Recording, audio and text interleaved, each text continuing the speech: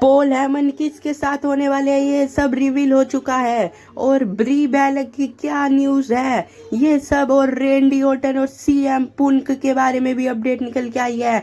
और Finn Balor और Kevin Owens के बारे में भी क्या डब्ल्यूडब्ल्यूई वाले मिस को रिलीज करने वाले हैं। आइए इन सारी बातों पर डिस्कस करते हैं। सबसे पहले हम शुरुआत करते हैं लाइव इवेंट का। डब्ल्यूडब्ल्यूई का लाइव इवेंट था।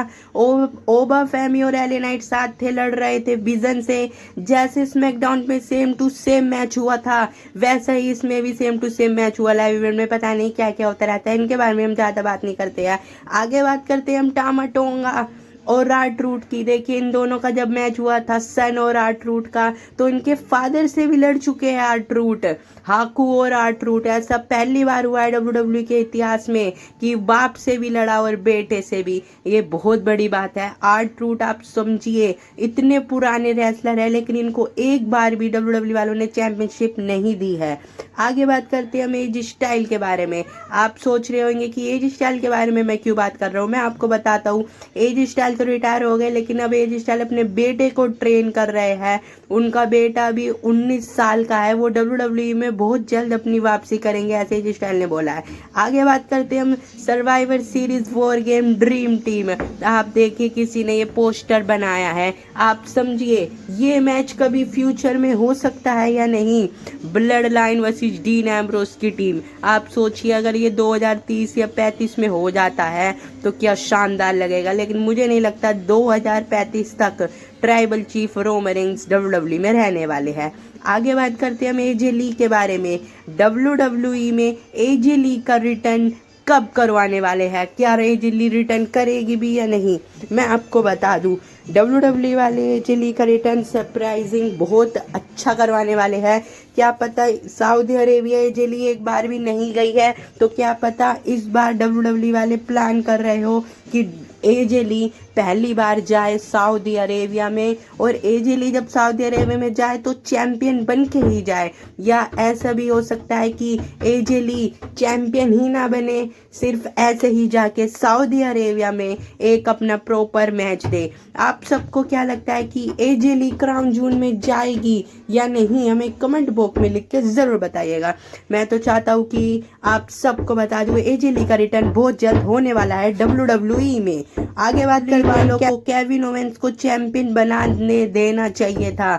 मैं आपको बताता हूँ कि आप सबको लग रहा था कि सीएम पुंक का क्या होगा अगर केविन ओवेंस चैंपियन बन जाएंगे। मैं आपको बताता हूँ रेंडी ओटन जब सीएम पुंक से बात करने गए थे तो डब्ल्यूडब्ल्यूई वाले ऐसा भी करवा सकती थी कि कोडी रोस और रेंडी ओटन की अभी राइवलरी चल रही थी, तो उनके बीच में डब्ल्यूडब्ल्यूई वाले सीएम पुंक को घुसा सकती थी और इन तीनों की राइवलरी बिना टाइटल के भी चल सकती थी, बहुत ही कमाल की चलती, कोई भी डाउट नहीं लगता। दोनों ही सुपरस्टार में वोट वो है सीएम पुंक, तीनों में माफ़ी चाहता हूँ। सीएम पुंक भी बढ़िया, रेंडी ओर्टन भी एक से एक मूव्स लगाते, क्रोज लाइन ले तू आरकेओ ले, पता नहीं क्या क्या। कोडी रोज भी शानदार तरीके से ये तीनों मैच डिलीवर करते, और सीएम पुंक तो दोनों पे ही प्रोमो घिस देते और वो प्रोमो में बहुत अच्छे हैं, क्या क्या बोलते वो, और इस सब में एक्साइटमेंट होती। कोडी रोज और रेंडी ओर्टन में सिर्फ एक ही बार एक ही चीज़ें होती रहती है, तो सीएम पुंक आते तो थोड़ा बेटर था।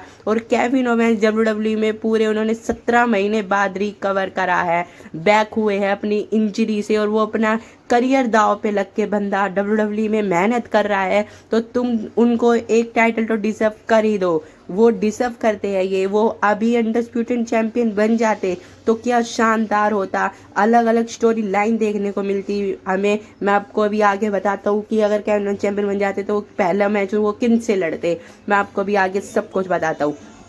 लेकिन अब हमें फिर से वही देखने मिलने वाला है, केविन ओवेंस और सैमी ज़ेन, इन दोनों की दोबारा राइवलरी देखने को मिलने वाली है हमें डब्ल्यूडब्ल्यूई में 2022, 20, 24, 25।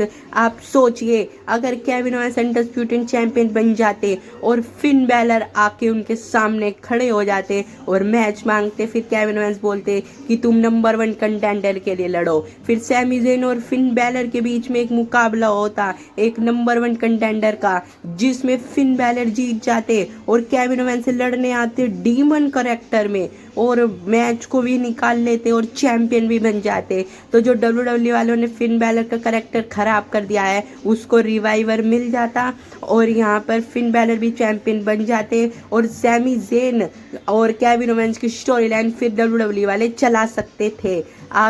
आपको ये स्टोरी लाइन कैसी लगी कमेंट बॉक्स में लिख के ज़रूर बताइएगा। सोचने में ही कितनी शानदार लग रही है। आगे बात करते हैं हम बेला ट्विंस मतलब ब्री बेला के बारे में। ब्री बेला इंजर्ड हो चुकी है तो निक्की बेला भी नहीं आ रही है। यूँ बताया जा रहा है कि वो अपनी बहन के लिए बहुत सैड है। ये दोनों WWE में आएंगे तो दोनों एक साथ ही आएंगे, अकेला कोई भी नहीं आएगा। पहले तो निक्की बेला अकेले ही आ रही थी 2025 में पूरे, पता नहीं क्यों नहीं आ रही, क्या पता आ जाए। मुझे तो नहीं लगता कि अभी ये आने वाली है। बेला ट्विंस एक साथ ही आने वाली है, अकेले नहीं आने वाली है निक्की बेला और ब्री बेला ही दोनों एक साथ आने वाली है। इस वजह से WWE ने पेज का भी पुश रोक दिया गया है, वरना पेज हर स्मैकडाउन पे आती थी, अब वो 2 हफ्ते छोड़ के स्मैकडाउन पे आ रही है। और अब पेज को भी WWE वालों ने दोबारा से टैग टीम में घुसाना स्टार्ट कर दिया है। हमने अगले हफ्ते देखा था, कल देखा था हमने टिफनी स्टेटस और जेल्सी ग्रीन के बीच में नहीं घुसाया जा रहा है जो ये 6 man tag team match fatal instrument से लड़ सके। चलिए अब हम आगे बात करते हैं, क्या WWE वाले मिज को रिलीज कर रहे हैं। मैं आपको बताता हूँ, मिज 2000 से ही काम कर रहे हैं, उनके 26 साल हो चुके हैं और वो 2020 से एक भी मैच नहीं जीते हैं WWE में। क्या पता WWE वाले सबको रिलीज कर रहे हैं, इस बार मिज का भी नंबर आ जाए।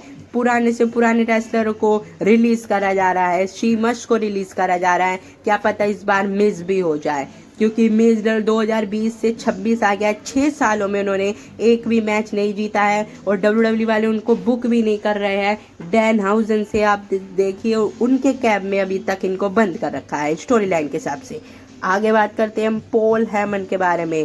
क्या पॉल हेमन ने अपना चुन लिया है कि उनका कौन होने वाला है, वो किसके वाइस मैन बनने वाले हैं। मैं आपको बता दूं, अभी पॉल हेमन एक इंटरव्यू में गए थे अंडरटेकर के, तो पॉल हेमन ने ये बोला है कि मैं रोमन रेंस के साथ था जब, तो मुझे बहुत अच्छा लगा था वाइस मैन बनने का, और जब कोडी रोस आया था रोमन रेंस के सामने तो मुझे पता चल गया था कि मैं एक ना एक दिन कोडी रोस का भी वाइस मैन बनूंगा। मतलब पॉल हेमन अपनी तरफ से ही टीज कर रहे हैं कि मैं फ्यूचर में कभी कोडी रोस का भी वाइस मैन बनने वाला हूँ।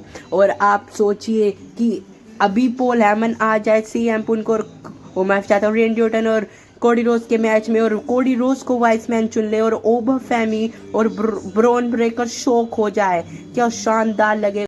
आप सोचिए, ब्रॉन ब्रेकर और ओबरफेमी का सैटरडे नाइट मैन इवेंट में मैच चल रहा है और मैच के बीच ही कोडी रोस की एंट्री बच जाए और वाइस मैन आ जाए। ये 2 तरीके हो सकते हैं पॉल हेमन को कोडी रोस पे जोड़ने का। फिर ब्रॉन ब्रेकर शॉक हो जाए और इसी का फायदा उठा के ओबरफेमी जीत जाए, तो ओबरफेमी एक फ्यूचर वाला मैच जीत जाएंगे और पॉल हेमन और ब्रॉन ब्रेकर की अलग स्टोरी लाइन चल सकती है। तो WWE वाले ब्रॉन ब्रेकर और ओबरफेमी की स्टोरी लाइन आगे तक भी खींच सकती है, लेकिन देखते हैं क्या होने वाला है। सैटरडे नाइट मैन इवेंट में सिर्फ एक ही हफ्ता बचा है। आज के लिए बस इतना ही, मिलता हूँ आपसे नेक्स्ट वीडियो में, तब तक के लिए बाय।